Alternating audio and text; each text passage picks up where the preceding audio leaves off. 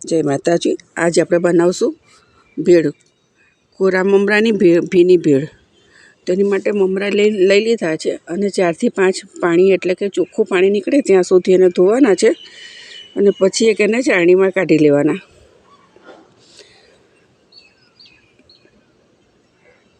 હવે આપણે ગેસ ચાલુ કરી અને તાંસળાની અંદર તેલ મૂકી દઈશું। મમરા પહેલાં જ ધોઈને મૂકી દેવાના છે એટલે સરસ પલળી જાય। હવે 2 ચમચી જેટલું તેલ મૂકી અને ગરમ થાય એટલે એની અંદર સિંગદાણા નાખી દઈએ।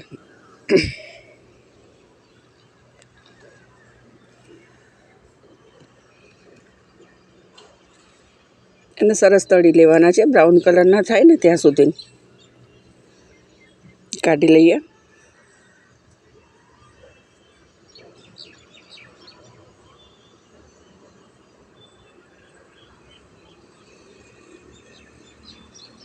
હવે તેમાં આપણે બધું પહેલાં તળી લઈશું, જે કંઈ નાખવાનું છે। થોડી બદામ નાખીને તળી લઈએ।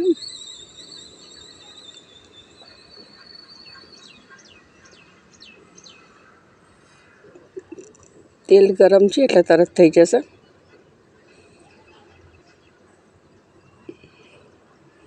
તો બદામને પણ હવે કાઢી લઈએ।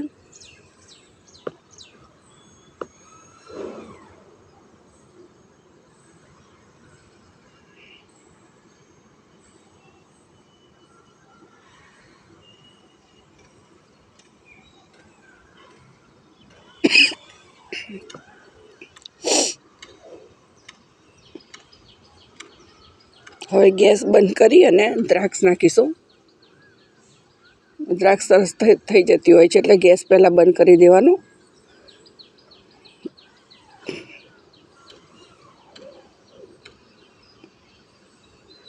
ગેસ બંધ છે તો પણ તરત સરસ ફૂલી જશે। ચાલુ ગેસમાં કરીએ ને તો દ્રાક્ષ બળી જવાય, એટલે અત્યારે આપણે એને બંધ ગેસમાં તળી લીધી છે। કાઢી લઈએ।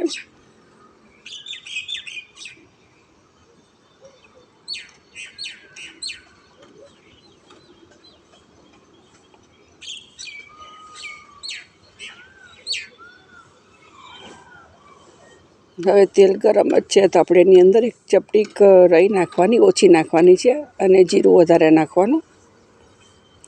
લીલું મરચું નાખવાનું અને લીલા મરચાં નાખી અને પત્તા નાખી દેવાના લીમડાના। થોડા ટામેટાં નાખી દઈએ।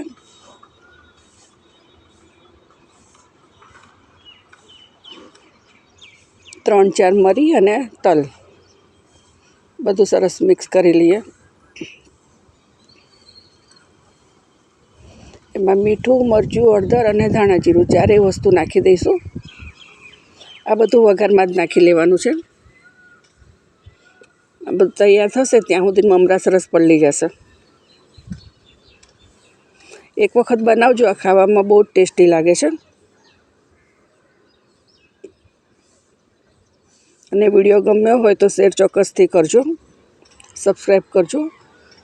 એક વખત મમરામાં હાથ ફેરવી અને છૂટા કરી લેવાના ને પછી ધીમે ધીમે બધા નાખી દઈએ અંદર।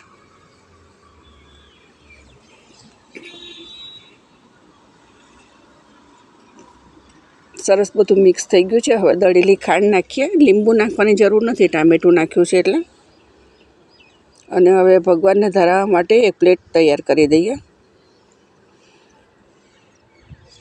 મમરા કાઢી લીધા છે। ઉપર મિક્સ ચવાણું નાખવાનું।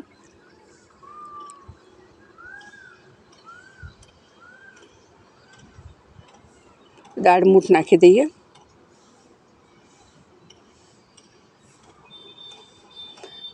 બદામ, સિંગદાણા અને દ્રાક્ષ બધું ઉપર નાખી દઈશું અને લીલા ધાણા। તો મારો વિડીયો ગમ્યો હોય તો શેર કરજો, સબસ્ક્રાઈબ કરો, લાઈક કરો અને કમેન્ટ ચોક્કસથી કરજો। ધાણા નાખી અને ભગવાનને પહેલાં આપણે ધરાવી દઈશું।